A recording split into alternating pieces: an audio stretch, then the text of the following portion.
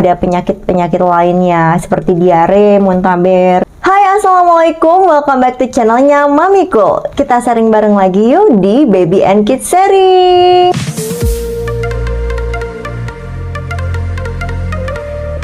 Halo ya bunda semua, semoga dalam keadaan sehat selalu ya.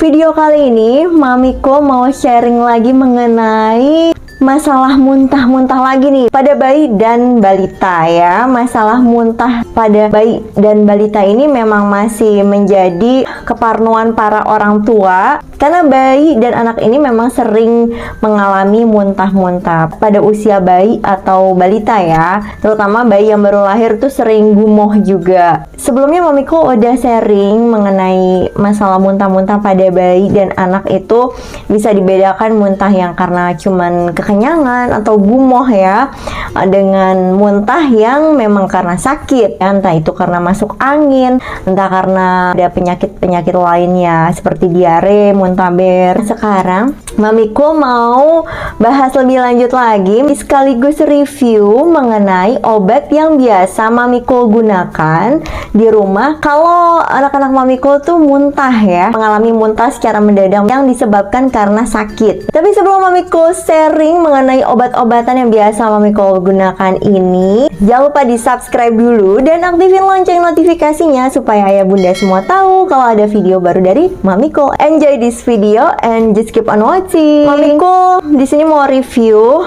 tapi mau menginformasikan juga sebelumnya kalau produk-produk yang Mamiko sebut nanti seperti biasa ini bukan endorse, sekedar sharing pengalaman Mamiko yang selalu menggunakan obat-obatan ini ya. Sebenarnya udah pernah beberapa kali disebutkan obat-obatan ini, tapi untuk lebih detail lagi, lebih rinci lagi, Mamiko bakal bahas satu-satu sekaligus review ya mengenai obat-obatan yang biasa Mamiko gunakan ini sebagai pertolongan pertama anak Mamiko ketika muntah-muntah. Obat-obatan ini juga bukan hanya medis, tapi ada yang non medis, kayak tradisional gitu. Jadi yang akan Mamiko review ini bukan hanya obat-obatan kimia, tapi ada juga yang dimix dengan obat-obatan tradisional ya, yang alami. Yang pertama yang Mamiko biasa gunakan itu prebiotik pastinya. Prebiotik ini penting banget untuk anak atau bayi yang mengalami muntah-muntah, karena kan kalau obat-obatan lain tuh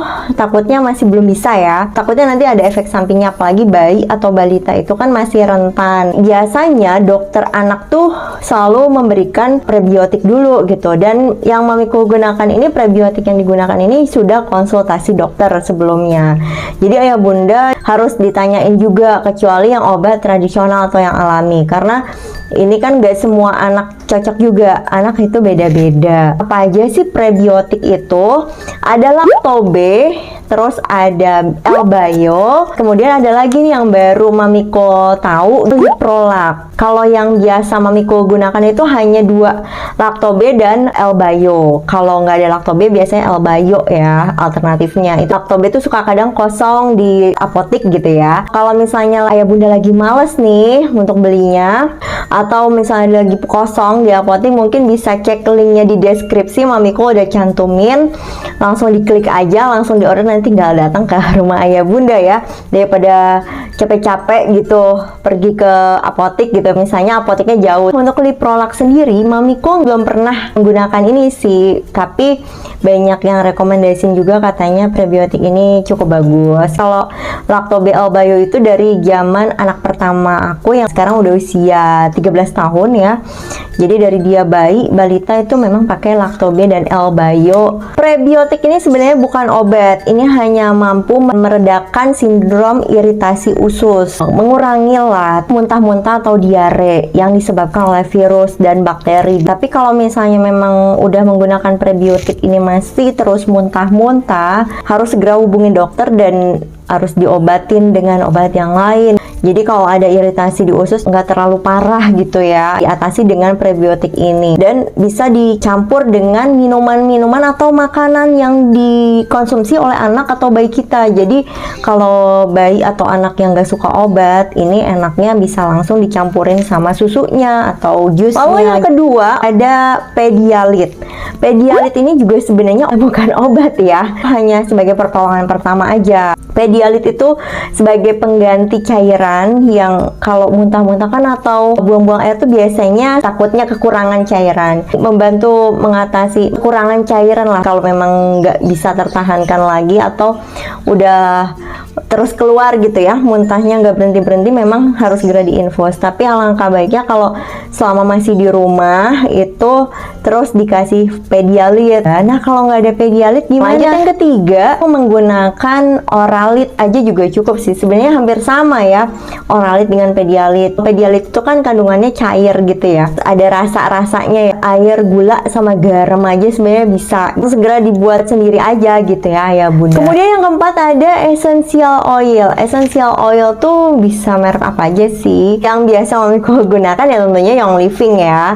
Young Living ini juga bukan obat, hanya sebagai penunjang aja, membantu meredakan aja, mengurangi aja. Misalnya perutnya lagi kurang enak gitu ya, atau lagi mual karena masuk angin atau muntah-muntah terus. Yang biasa Mamiko gunakan tuh dari Young Living, lavender sama digis. Meringankan aja. Jadi anak tuh lebih tenang, perutnya tuh aromanya juga bikin nenangin. Itu bukan obat ya, pastinya harus tetap minum obat kalau misalnya muntahnya gak berhenti-berhenti 1 kali 24 jam masih terus makan keluar lagi, makan keluar lagi. Minyak angin ya, mau minyak angin atau minyak telon seperti eukaliptus, minyak kayu putih, minyak telon untuk baby biasanya, atau minyak kutus-kutus. Baby shower tuh biasanya kalau nggak minyak eukaliptus atau minyak kutus-kutus, minyak anginnya ini bagus banget sih untuk ngeredain mual, muntah disebabkan oleh masuk angin. Tapi kalau nggak ada, menggunakan minyak kayu putih juga bisa, tapi jangan sampai terlalu panas kalau bisa. Nah kalau minyak kayu putih biasanya kan ada yang agak panas ya,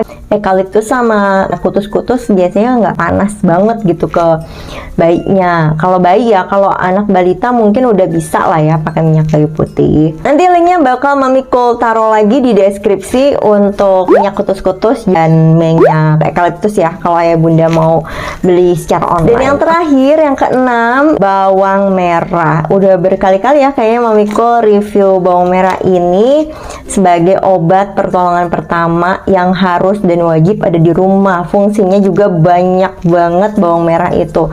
Membunuh virus, membunuh bakteri, meredakan demam, meredakan sakit perut, murah meriah bahagia gitu. Kita nggak perlu kemana-mana, nggak perlu beli-beli gitu, nggak perlu ngeluarin uang, ya udah langsung aja terus dibalurin. Tapi emang ayah bundanya harus sabar, suka ngeras di kasur karena kan diparut ya si bawangnya. Bisa juga sih diiris, tapi lebih kerasa khasiatnya tuh kalau diparut karena bisa dibalurinnya secara merata ke perut atau badan anak kita. Diiris tuh biasanya hanya untuk ditaruh di kamar ya. Kalau Mamiko misalnya biar membunuh bakteri itu ditaruh di kamar, diiris terus dicampur sama minyak eukaliptus atau minyak kayu putih. Jadi cobain terapi bawang merah aja sebelum lanjut ke dokter atau sebelum lanjut beli obat-obatan yang lainnya. Oke, cukup sampai di sini dulu sharingnya Mamiko kali ini. Semoga bisa bermanfaat dan menghibur ayah bunda semua.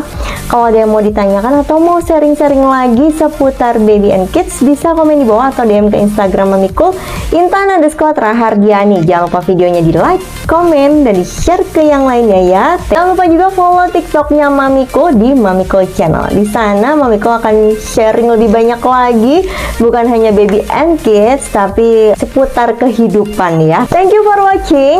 Sharing is caring, and I'll see you on my next video. Assalamualaikum, bye bye.